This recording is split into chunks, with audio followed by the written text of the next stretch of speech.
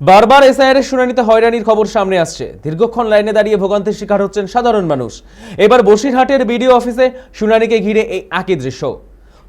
অভিযোগ, সকাল থেকে গভীর রাত পর্যন্ত লাইনে দাঁড়িয়েও বহু মানুষ সেখানে শুনানির সুযোগ পাননি। বয়স্ক মানুষ থেকে শুরু করে পরিযায়ী শ্রমিক, সবারই প্রায় একই অবস্থা। না খেয়ে না বিশ্রামে দীর্ঘ সময় ধরে লাইনে দাঁড়িয়ে রয়েছেন তারা, কিন্তু তাতেও লাভের লাভ কিছুই হয়নি। স্থানীয়দের দাবি, ইলেকশন কমিশন শুনানির নামে যে হয়রানি করছে তা অবিলম্বে বন্ধ করা উচিত। তা না হলে ভোটের সময় এর যোগ্য জবাব দেওয়া হবে। ঘটনাকে কেন্দ্র করে এলাকায় ক্রমশ ক্ষোভ বাড়ছে। তবে প্রশাসনের তরফে বিষয়টিকে নিয়ে এখনো পর্যন্ত কোনো স্পষ্ট প্রতিক্রিয়া মেলেনি।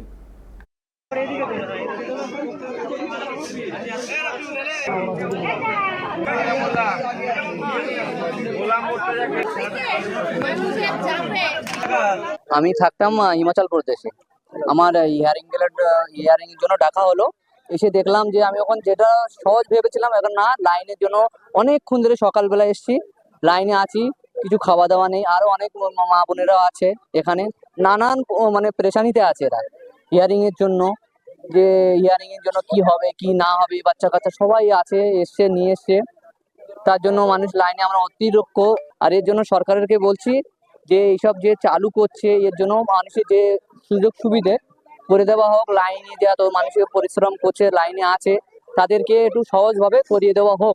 এসছি সকালে, লাইনে আছি দাঁড়িয়ে, বুড়ো হাবড়াদের তো প্রচুর কষ্ট। অবদত্ত সরকার দেখছেন তো, তামিলনাড়ু থেকে আসতে হলো আমাদের। ট্রেন থেকে এসে নামার পরেই ডাইরেক্ট আমরা বাইরে ঢুকে।